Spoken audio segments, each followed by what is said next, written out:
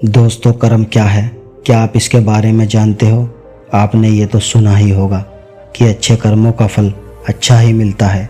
अगर अच्छे कर्म करोगे तो उसका अच्छा ही परिणाम आपको मिलेगा, और अगर बुरे कर्म करोगे तो उसका फल और परिणाम आपको बुरा ही मिलेगा।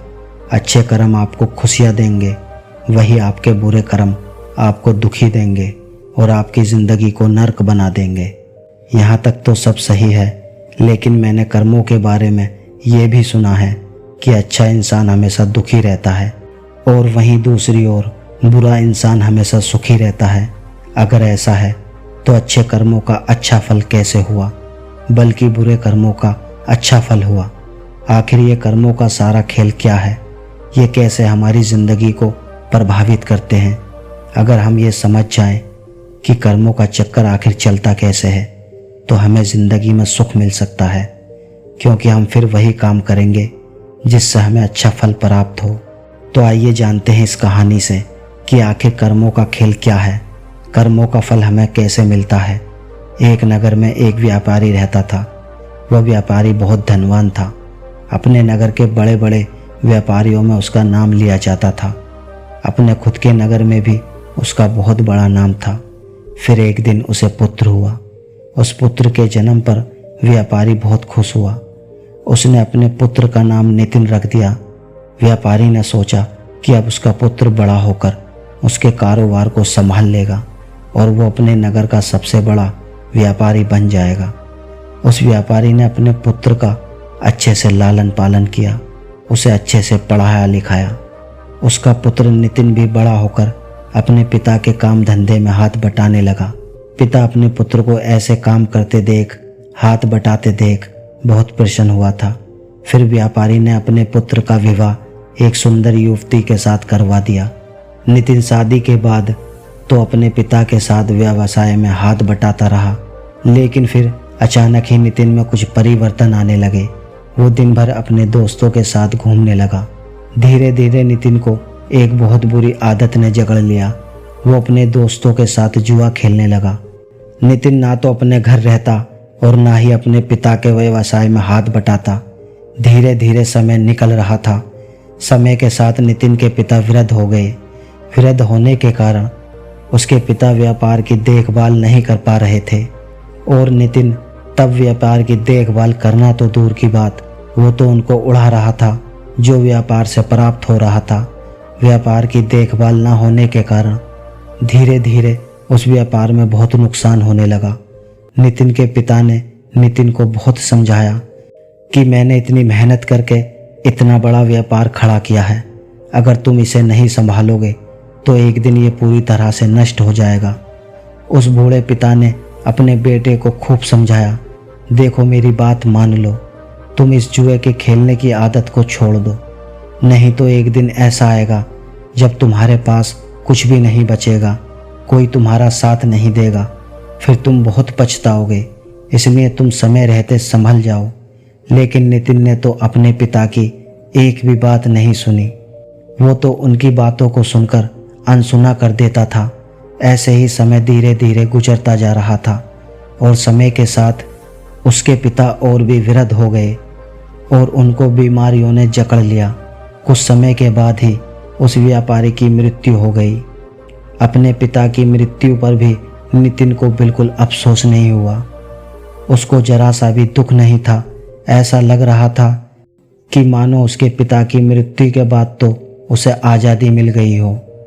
अब उससे कहने सुनने वाला कोई रहा नहीं था। अब तो नितिन पहले से भी ज़्यादा दिन रात जुआ खेलने लगा। नितिन जुआ खेलकर बहुत बड़ा आदमी बनना चाहता था। वो एक दिन में ही सब कुछ हासिल कर लेना चाहता था, जिसके कारण वो जुए में बड़े बड़े दाव पेच लगाने लगा था। नितिन की माँ ने भी नितिन को बहुत समझाया कि बेटा, तुमने बहुत सारा धन गंवा दिया है, अब जो भी थोड़ा बहुत धन बचा है उसे भी लुटाने पर क्यों लगे हो। और वो कहते हैं ना कि मनुष्य का जब विनाश होता है तो उसकी बुद्धि काम करना छोड़ देती है। नितिन अपनी माँ की बात एक कान से सुनता था और दूसरे कान से निकाल देता था। उसे कोई भी बात का फर्क नहीं पड़ता था। नितिन अब दिन रात जुआ खेलने में व्यस्त रहता। उसे किसी भी बात का होश नहीं था। नितिन के पास कोई कुबेर का खजाना तो था नहीं जो कभी ख़त्म ना होता। धीरे धीरे नितिन का सारा खजाना ख़त्म होने लगा। फिर एक दिन ऐसा हो गया जब नितिन के पास कुछ भी नहीं बचा। जुआ खेलने में उसका सारा धन समाप्त हो चुका था। वो अपना सब कुछ गंवा चुका था। जब नितिन की माँ ने ये सब सुना कि उसका बेटा जुए में सब कुछ हार चुका है तो उसकी माँ की मृत्यु हो गई। उसकी माँ को बहुत बुरा आघात लगा था, लेकिन नितिन को तो अपनी माँ की मृत्यु पर भी कोई अफसोस नहीं हुआ। उसे किसी भी बात से कोई फ़र्क नहीं पड़ता था। उसके लिए कोई जिए या मरे, वो तो दिन भर जुआ खेलता रहता था। नितिन का सारा धन खत्म हो गया था। फिर उसने दूसरे व्यापारियों से कर्ज ले लिया और नितिन तो व्यापारी का बेटा था तो उसे किसी ने भी दान देने से मना नहीं किया। लेकिन नितिन ने तो वो धन भी जुआ खेलने में नष्ट कर दिया। अब नितिन के ऊपर बहुत सारा कर्ज हो चुका था। अब उसके घर में 2 वक्त का खाना खाने जितना धन भी नहीं बचा था। नितिन की हालत ऐसी हो गई थी, अब उसके पास ना तो खाना था खाने के लिए और ना ही पहनने के लिए कपड़े बचे थे। वो बिल्कुल कंगाल हो चुका था। अब पूरे नगर में सबको ये पता चल चुका था कि नितिन अब कंगाल हो चुका है, उसके पास कुछ भी नहीं है। जब नितिन किसी से मदद मांगने जाता तो सब उसे मना कर देते थे। एक समय वो भी था जब उसके परिवार का नाम नगर के बड़े बड़े व्यापारियों में आता था, लेकिन नितिन की इस गंदी आदत के कारण उसने अपना सब कुछ गंवा दिया था। अब कोई भी उसकी मदद नहीं करता था। नितिन का जब सब कुछ समाप्त हो गया तब उसे इस बात का एहसास हुआ कि समाज में लोग इज्जत तभी करते हैं जब उसके पास पैसा होता है। जैसे ही मनुष्य का पैसा ख़त्म हो जाता है तो उसके साथ साथ इज्जत भी ख़त्म हो जाती है। लोग उसी मनुष्य की इज्जत करते हैं जो मेहनत से कमाता है और अपने जीवन में कामयाब इंसान बनता है। जब नितिन के ससुर को ये बात पता चली कि उसका दामाद कंगाल हो चुका है तो वो अपनी पुत्री की चिंता करते हुए तुरंत अपनी पुत्री से मिलने चला गया। उसने वहाँ जाकर देखा कि उसकी पुत्री तो बहुत दुखी है। उसकी पुत्री ने फटे पुराने कपड़े पहने थे। भूख के कारण उसका गुलाब सा चेहरा मुरझा चुका था। अपनी बेटी की ऐसी हालत देखकर उनको नितिन पर बहुत गुस्सा आया। उसने अपनी बेटी को अपने साथ घर ले जाने का निश्चय कर लिया। उसने ना ही नितिन को कुछ कहा और ना ही कुछ सुना। अपनी पुत्री को लेकर वो अपने घर चले गए। जब नितिन घर पहुंचता है तब उसे पता चलता है कि उसकी पत्नी को तो उसके ससुर जी अपने साथ घर ले गए। ये देखकर नितिन बहुत दुखी होता है। अब वो बिल्कुल अकेला पड़ चुका था। अब तो ना उसके पास पैसा था और ना ही बीवी थी और ना ही उसके माता पिता थे। सब लोग उसे अकेला छोड़कर चले गए थे। नितिन अपनी ऐसी हालत देखकर फूट फूट कर रोने लगा। अब नितिन को अपने पिता की हर वो बात याद आने लगी जो उसके पिता ने उसे समझाई थी। उसकी ऐसी हालत का जिम्मेदार वो स्वयं ही था। वो अपने ही आप से कहने लगा कि एक दिन ऐसा था जब मेरी गिनती नगर के बड़े बड़े व्यापारियों में होती थी और आज मेरे पास खाने के लिए खाना तक नहीं है। मैंने अपने पिता की कोई बात नहीं मानी। आज के बाद मैं कभी जुआ नहीं खेलूँगा, मेहनत करूँगा, अपना खुद का व्यापार फिर से खड़ा करूँगा। ये सोचकर नितिन अपने ससुर से मिलने के लिए चला जाता है ताकि वो उनसे कुछ धन उधार ले सके और अपना व्यवसाय शुरू कर सके। सुबह होते ही वो अपने ससुर से मिलने के लिए निकल पड़ता है। शाम होते होते वो अपने ससुराल तक पहुंच जाता है। ससुराल पहुंचकर वो अपनी हालत को देखकर रोने लगता है। अपने फटे पुराने कपड़ों को देखकर वो सोचता है कि वो अपने ससुराल ऐसे फटे पुराने कपड़ों में तो नहीं जा सकता। मेरी थोड़ी बहुत तो इज्जत है, वो भी चली जाएगी। मैं साफ सुथरे कपड़े पहनकर ही अपने ससुर से मिलने जाऊंगा। फिर उसे ध्यान आया कि उसके पास पैसे तो हैं ही नहीं, वो नए कपड़े कहाँ से खरीदेगा। पर अगर वो फटे पुराने कपड़ों में ससुराल जाएगा तो उसकी बची कुची इज्जत भी ऐसे ही ख़त्म हो जाएगी। ये सोचकर वो इधर उधर देखने लगा। उसकी नज़र एक कपड़े की दुकान पर जाती है, लेकिन शाम गुजरने के कारण वो दुकान बंद हो चुकी थी। नितिन ने निश्चय किया कि वो सुबह तक इंतज़ार करेगा जैसे ही दुकान खुलेगी तो मैं अपने ससुर का नाम लेकर कपड़े खरीद लूँगा, और जब मुझे ससुर जी से पैसे मिल जाएंगे तब मैं इस दुकान वाले का उधार चुका दूंगा। अपने फटे पुराने कपड़ों में ससुराल वालों के घर जाने से अच्छा है कि मैं एक रात इस दुकान के बाहर गुजार लूं। ये सब सोचकर नितिन उस कपड़े की दुकान के बाहर सो जाता है। रात्रि हो चुकी थी, चारों तरफ सन्नाटा छाया हुआ था। सभी लोग गहरी निद्रा में सो चुके थे, पर नितिन को नींद नहीं आ रही थी। नितिन भूख के मारे इधर उधर करवट ले रहा था। तभी नितिन ने देखा कि एक युवक चुपचाप दुकान के भीतर जा रहा है। युवक के भीतर जाने के कुछ देर बाद ही एक स्त्री भी दबे पांव उस तरफ आई और दुकान के अंदर चली गई। नितिन को स्त्री अंधेरे में भी जानी पहचानी लग रही थी। नितिन ने उस स्त्री को ठीक ढंग से देखने के लिए दुकान की खिड़की से दुकान के भीतर झांका। उसने जो देखा वो देखकर उसके होश उड़ गए। वो औरत कोई और नहीं थी बल्कि उसकी पत्नी थी। पर नितिन ने अपनी पत्नी और उस युवक की बातें ध्यान से सुनी। नितिन की पत्नी उस युवक से कह रही थी कि मेरे प्राण प्रिय, मैं तुमसे बहुत प्रेम करती हूँ और मैं तुमसे विवाह करके पूरी जिंदगी तुम्हारे साथ रहना चाहती हूँ। मैंने आज तुम्हें यहाँ एक राज की बात बताने के लिए बुलाया है ताकि हम विवाह के बाद आराम से रह सकें। हमारे पास किसी भी चीज़ की कोई कमी ना हो। उस युवक ने बड़ी उत्सुकता के साथ पूछा कि कौन सा राज, तुम किस राज की बात कर रही हो। नितिन की पत्नी ने उस युवक से कहा कि मेरे ससुर जी बहुत धनी व्यापारी थे, उनके पास बहुत धन था।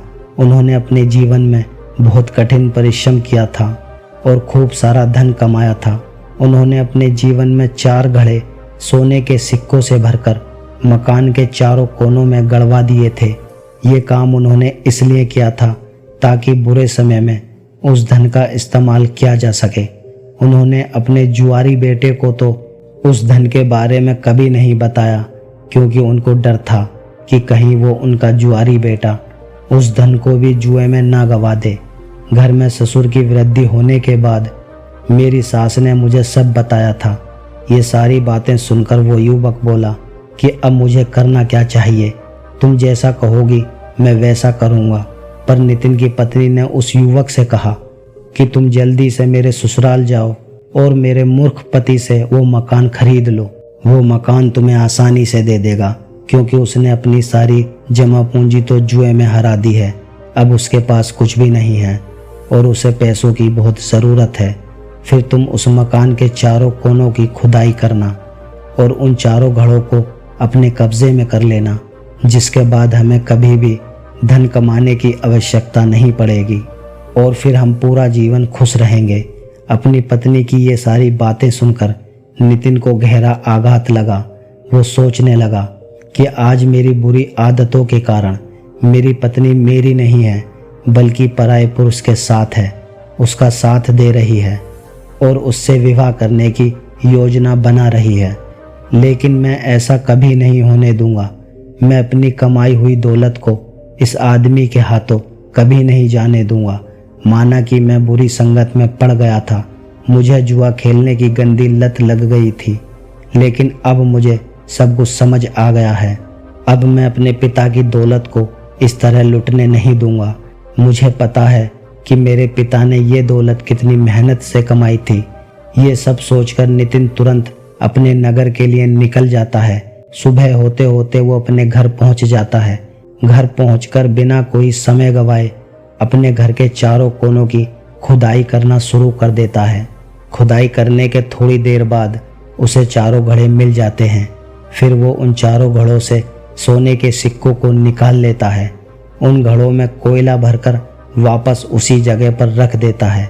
उसके बाद नितिन अपनी पत्नी के प्रेमी का इंतजार करता है। कुछ दिनों के बाद उसकी पत्नी का प्रेमी उसके घर आता है और उसके घर आकर उससे बोलता है कि मैंने सुना है कि तुमने अपना सब कुछ गंवा दिया है और तुम्हें पैसों की बहुत ज़्यादा ज़रूरत है।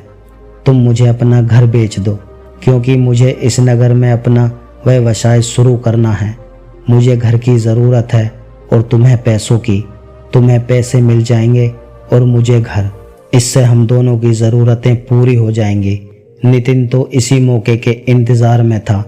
उसे तो उस आदमी की सारी योजना पहले से ही पता थी।